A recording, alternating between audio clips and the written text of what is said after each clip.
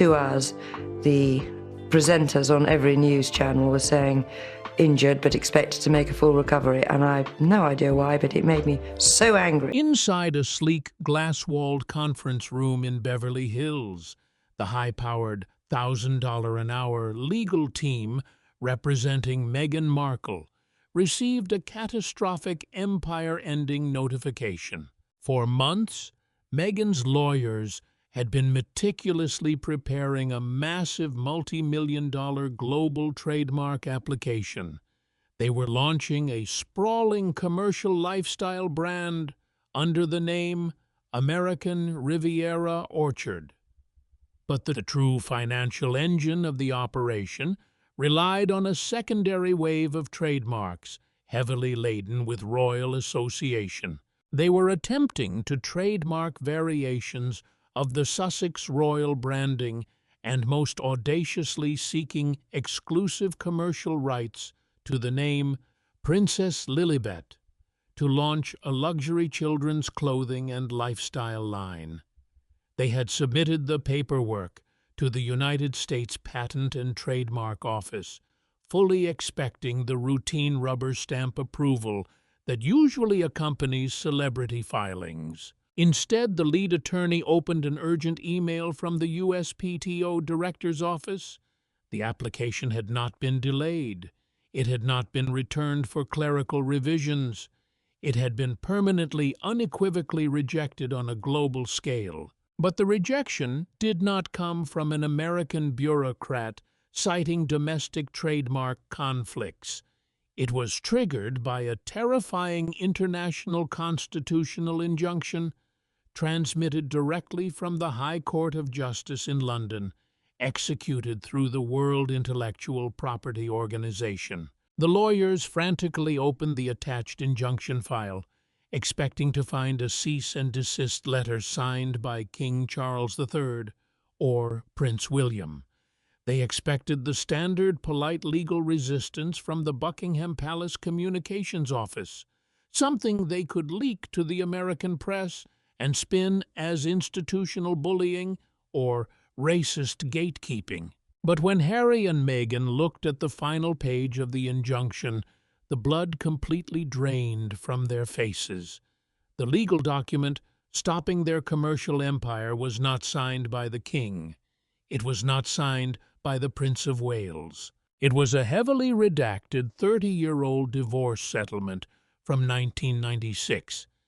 And the signature executing the global ban on their commercial ambitions belonged to Harry's own mother, Diana, Princess of Wales. If you are new to my channel, hit subscribe right now, because the mainstream media and the Hollywood PR machine are absolutely terrified to report on the legal checkmate that just destroyed the Sussex brand, and we are breaking down the exact historical document that allowed Princess Diana to reach beyond the grave and freeze her son's bank accounts.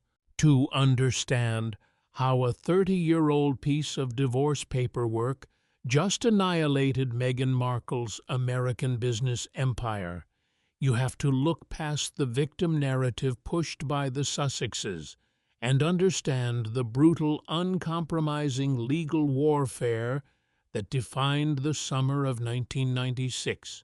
When the marriage of Charles and Diana finally collapsed, the palace establishment was desperate to strip Diana of her Royal Highness title.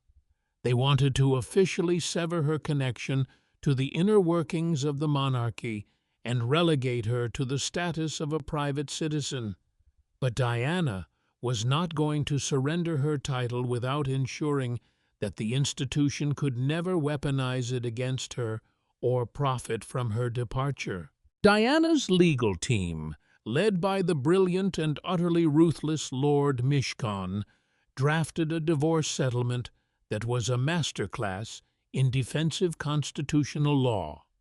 To secure her financial independence and protect the integrity of the royal titles she was leaving behind for her sons, Diana demanded the inclusion of a highly specific, aggressively worded clause In legal circles, it is known as the Anti-Commercialization Covenant. This clause explicitly and permanently banned any member of the royal family, regardless of their rank or proximity to the throne, from using their royal titles, royal ciphers, or royal associations for private, corporate, or commercial profit.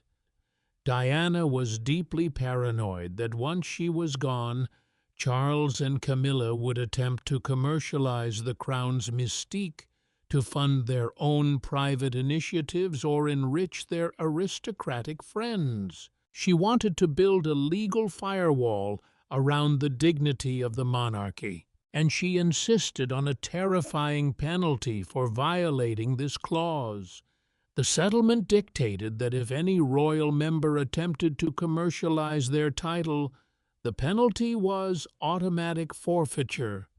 The offender's royal styles, titles, and sovereign privileges would not just be suspended, they would be permanently and legally revoked by the state. For nearly 3 decades, this anti-commercialization covenant sat dormant in the subterranean vaults of the royal courts of justice. It was a loaded weapon that gathered dust simply because no working member of the British royal family had ever been foolish enough or greedy enough to try and sell the monarchy to corporate sponsors. The unspoken rule of royal duty held firm, until Harry and Meghan decided to abandon their royal duties, move to a $14 million mansion in Montecito, California, and attempt to turn a 1,000-year-old institution into a Hollywood monetization strategy. Meghan Markle believed she had successfully outsmarted the British establishment. When the couple officially stepped back from royal duties in 2020 during the highly publicized Megxit Summit, they signed the Sandringham Agreement. This agreement explicitly forbade them from using the Sussex royal branding for commercial purposes. But Meghan is a creature of Hollywood, and she believed that American geography provided her with legal immunity.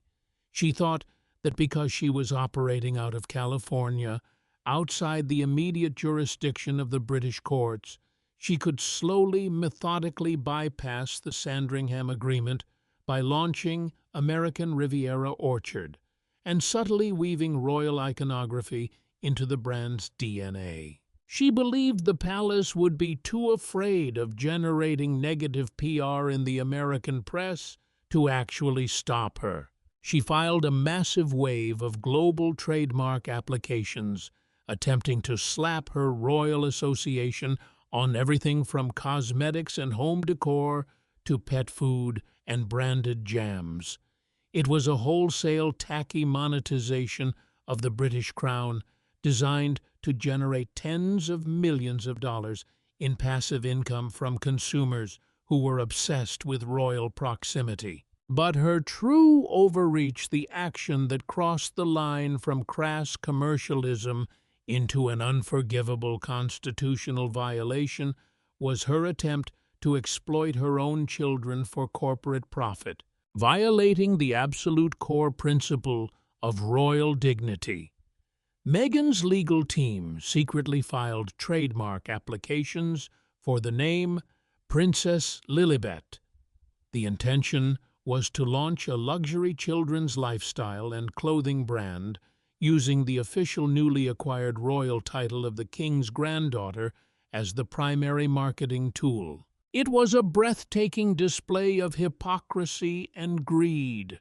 Harry and Meghan had spent years sitting on American television couches complaining to Oprah Winfrey and Anderson Cooper about the toxic, suffocating nature of royal titles and the oppressive burden of the institution. They claimed they wanted to protect their children from the royal machine. Yet the moment those titles became commercially viable, Meghan immediately attempted to trademark her daughter's royal status, to sell overpriced baby clothes, to wealthy Americans. She was literally trying to commercialize the bloodline of the British sovereign. When British intelligence and the palace legal team intercepted these global trademark filings, the reaction within Buckingham Palace was not anger. It was a cold, absolute realization that the Sussexes could no longer be managed with polite requests or PR strategies. They had to be stopped legally, permanently, and globally. The palace initially dispatched a private, highly confidential warning letter to Montecito, reminding the couple of the Sandringham Agreement and demanding they withdraw the trademark applications immediately. Harry's response was not compliance. It was an audacious, desperate ultimatum. Knowing that his primary leverage against his family was his willingness to publicly humiliate them, Harry allegedly called his father's private office. He demanded that King Charles order the British government to back off and allow the trademark applications to proceed. He wanted the king to officially sanction Meghan's commercial empire, and if the king refused, Harry made a thinly veiled threat to activate his publishing contracts and release a second, even more damaging memoir. He promised to target Prince William, Catherine, and Queen Camilla with fresh, unverified allegations. He thought he was holding the King of England hostage. He believed that the palace's fear of bad press would force his father to surrender the dignity of the crown. I had absolutely no idea that King Charles and Prince William had already lost their fear of him. He did not realize that his father had finally reached his breaking point, and that the palace was about to pull the trigger on a loaded gun that Diana had left behind 30 years ago. King Charles had finally reached his absolute irrevocable breaking point. For years, the king had operated under a policy of exhausted appeasement when it came to his youngest son. He had absorbed the explosive television interviews, the damaging Netflix documentaries, and the deeply personal, humiliating attacks published in Harry's memoir.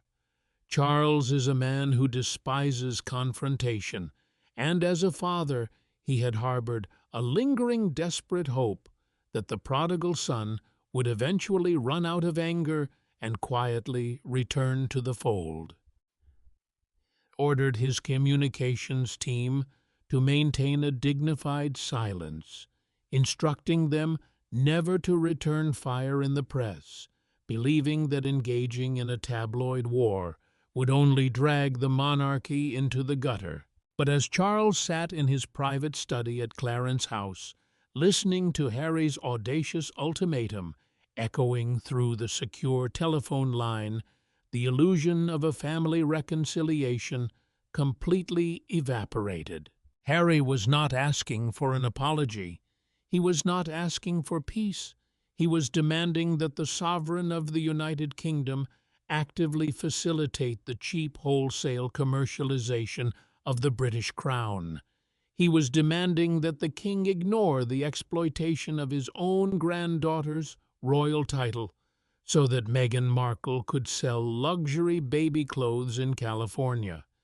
And he was using the threat of another public smear campaign to hold the institution hostage. Sitting across the desk from his father, Prince William watched the king's face change. For years, William had argued that Harry and Meghan could not be managed with polite distance. They had to be contained with legal steel. William understood that yielding to blackmail only guarantees further extortion. If they allowed Meghan to trademark Princess Lilibet today, she would be trademarking the royal crest tomorrow. Charles slowly placed the telephone receiver back onto its cradle. The silence in the study was heavy, thick, with the realization that the time for paternal mercy had officially expired. Charles looked at his eldest son, his eyes reflecting a profound, crushing sorrow but also a newly hardened resolve. He gave William a single silent nod. It was the authorization the Prince of Wales had been waiting for. But William and the palace legal advisers had devised a strategy that was a masterpiece of constitutional warfare. They were not going to use the power of the king to crush the Sussexes. They were not going to issue a new royal decree that Harry could spin to the American media as an act of cruel patriarchal vengeance from his father and brother. Instead, they were going to use the ultimate unassailable weapon. They were going to use the ghost of Princess Diana. Within 24 hours, the most senior constitutional lawyers representing the Crown Estate entered the High Court of Justice in London. The proceedings were held behind closed doors, shielded entirely from the press and the public. The palace attorneys did not present a newly drafted cease and desist order.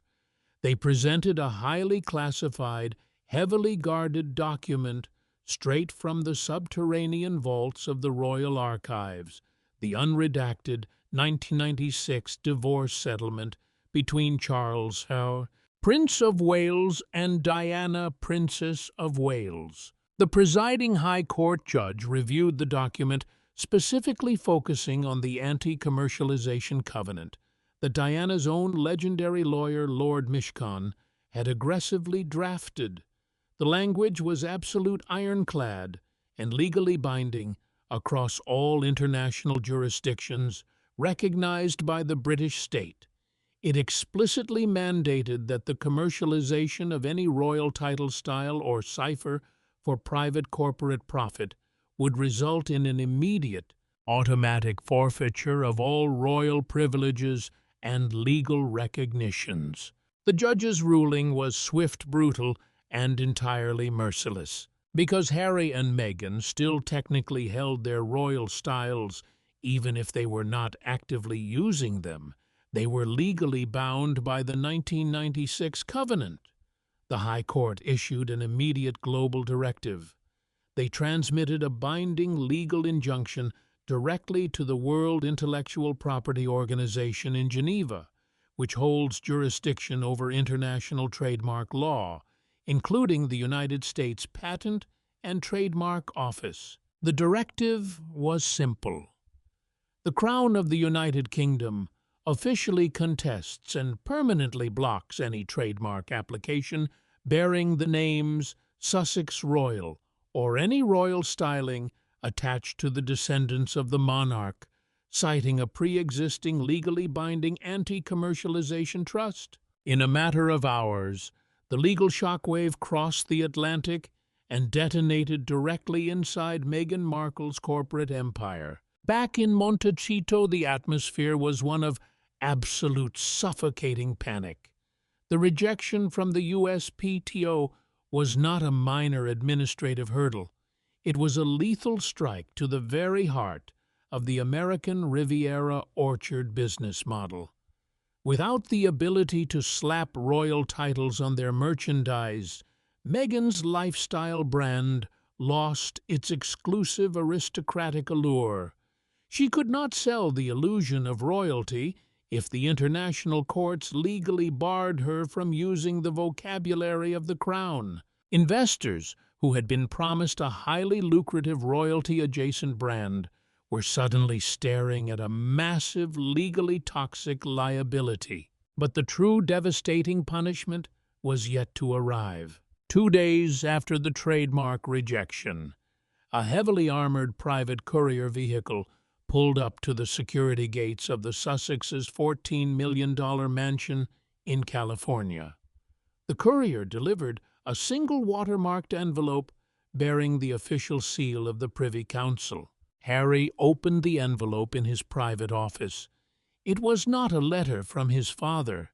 It contained no emotional appeals, no explanations, and no opportunity for negotiation.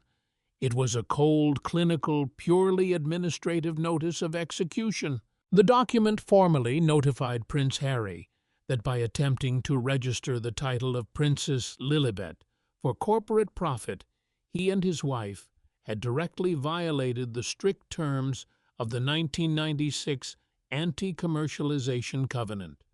As a result, the predetermined, legally unavoidable penalty of automatic forfeiture had been officially triggered by the British state. The notice stated that Her Royal Highness and His Royal Highness styles were no longer simply paused or voluntarily set aside, as had been agreed upon during the Megxit Summit in 2020. They were now permanently, legally, and irrevocably revoked on all state diplomatic and international documents. They were stripped of their diplomatic immunities. They were reduced in the eyes of international law to absolute private citizens. The royal piggy bank was closed, locked, and permanently sealed.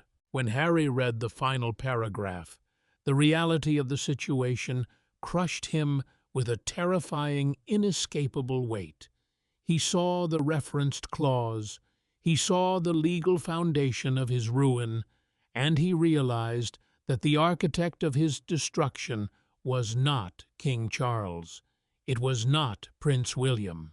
It was his own mother. For years, Harry had weaponized the memory of Princess Diana. He had sat on American television couches and used her tragic death as a shield to deflect any criticism of his own behavior.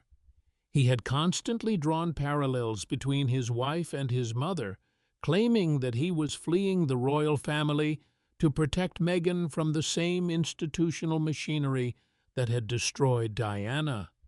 He had painted himself as the ultimate victim, the righteous son carrying on his mother's crusade against a corrupt, uncaring monarchy. But in the end, it was Diana's own signature, her own desperate, fiercely protective legal attempt to preserve the dignity of the crown from commercial exploitation that ultimately stripped him of his power. Diana had designed the Anti-Commercialization Covenant to protect the monarchy from the greed of outsiders. She wanted to ensure that the mystique, the history, and the sacred duty of the royal family could never be cheapened by corporate sponsors or sold to the highest bidder. She had built a legal fortress to protect her eldest son's future kingdom. She never could have imagined that the greatest threat to that kingdom would come from her youngest son. The psychological destruction of Prince Harry in that moment was absolute. He could not run to the press and claim that the palace was bullying him. He could not cry racism or institutional cruelty. How do you launch a public relations war against your own mother's dying wishes? How do you play the victim when the weapon used to execute you bears the signature of the very woman you claim to be avenging? He was completely paralyzed, trapped in a legal and emotional checkmate engineered from beyond the grave. The financial collapse of the Sussex empire in Hollywood was instantaneous, brutal, and entirely predictable. Hollywood is an ecosystem built on proximity to power, and without the legally backed prestige of their royal titles, the Sussex's commercial brand lost all of its exclusive value. They were no longer the rebellious, glamorous representatives of the British crown. They were just another pair of wealthy influencers living in a saturated California market. Corporate sponsors, streaming giants, and major talent agencies quickly assessed the legal damage. They realized that Meghan could never deliver the royal branding she had promised. The American Riviera Orchard launch stalled indefinitely, its trademark applications dead in the water. PR firms quietly began distancing themselves, recognizing that the couple had been completely outmaneuvered by an institution that had survived 1,000 years of warfare. The Sussexes were suddenly entirely isolated, their primary source of income and public leverage utterly destroyed by a piece of paper signed 30 years before their empire even began. Back in London, the atmosphere at Buckingham Palace remained one of unyielding stoic silence. The palace communications team did not issue a single press release about the trademark victory.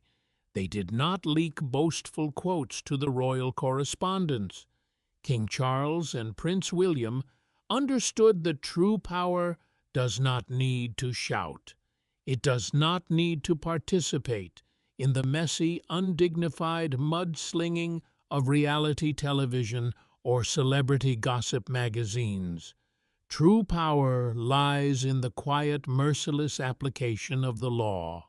By utilizing Princess Diana's 1996 divorce settlement, William and Charles had achieved the impossible.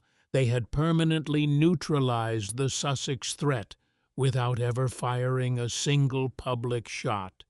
They had protected the dignity of the monarchy, secured the legacy of the titles, and defended the king's granddaughter from being exploited for corporate profit. As the sun set over London, casting long dark shadows across the historic facade of Buckingham Palace, the royal standard flew high above the roof. The institution had endured. It had survived the scandals, the betrayals, and the attempts to sell its history to the highest bidder. The king remained on his throne, his reign secured not by engaging with his enemies, but by relying on the deep, impenetrable architecture of royal law. And somewhere in the sun-drenched hills of Montecito, a disgraced prince and his ambitious wife were left to sit in the ruins of their shattered empire, permanently exiled from the kingdom they had tried to sell, haunted by the realization that the ghost of Princess Diana had just delivered the final undeniable judgment.